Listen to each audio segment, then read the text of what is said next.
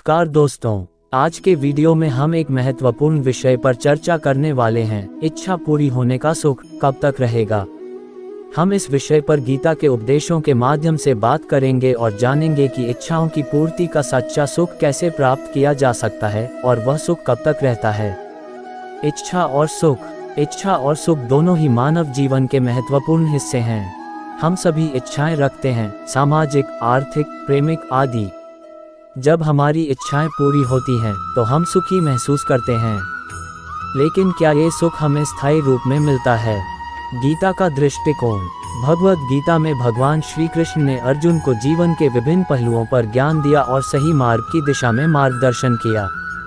गीता के अनुसार इच्छाएं और सुख अनित्य होते हैं, जबकि आत्मा अनंत है। भगवान श्री कृष्ण ने कहा कि मनुष्य को अपनी इच्छाओं का परिपूर्णता में अटकने की जरूरत नहीं है, बल्कि उन्हें त्याग कर आत्मा की ओर बढ़ने का प्रयास करना चाहिए। कर्म और फल। गीता में कर्म के महत्व को बताया गया है। भगवान श्री कृष्ण ने अर्जुन से कहा कि हमें केवल कर्म करने का अधिकार है, लेकिन फल को हमें नहीं चाहिए। कर्म फल में आसक्ति होने से हम बंधनों में फंस सकते हैं।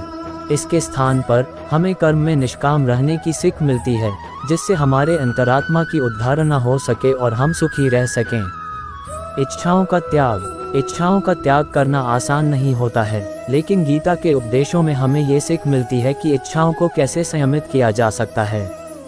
आत्मा को शांति और सुख में प्राप्त करने के लिए हमें इच्छाओं को त्यागना चाहिए और कर्म में निष्काम रहकर अपने कर्तव्यों का पालन करना चाहिए। आवश्यकता और आकांक्षा का संतुलन। गीता में आवश्यकता और आकांक्षा के संतुलन की महत्वपूर्ण बात कही गई है। हमें आवश्यकताओं की पूर्ति के लिए कर्म करना चाहिए, लेकिन इसके साथ ही हमें अत्यधिक आकांक्षा से बचना चाहिए। संतुलित चित्त से कर्म करने से हम सुख का अधिक समर्थ होते हैं और हमें इच्छाओं के परिपूर्ण होने की चिंता नहीं होती। आत्मा की शांति। भगवद गीता के अनुसार सच्चा सुख और शांति आत्मा में ही है।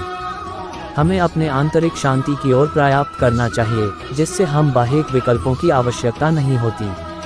सुख की स्थायिता। गीता में बताया गया है कि आत्मा का सुख नित्य होता है और यह कभी नहीं खोता।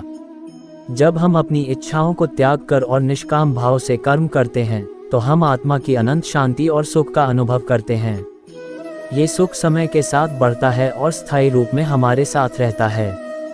इस वीडियो के संक्षेप में हमने देखा कि गीता के उपदेशों के अनुसार इच्छाओं की पूर्ति का सच्चा सुख तभी प्राप्त होता है जब हम उन्हें त्याग कर निष्काम भाव से कर्म करते हैं।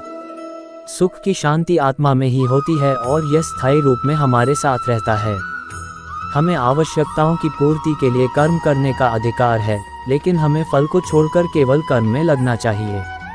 इसी तरह के महत्वपूर्ण विचारों के साथ हम गीता के उपदेशों से जानते हैं कि इच्छा पूरी होने का सुख कब तक रहेगा और कैसे हम आत्मा की शांति और सुख को प्राप्त कर सकते हैं। धन्यवाद और शांति की कामना के साथ।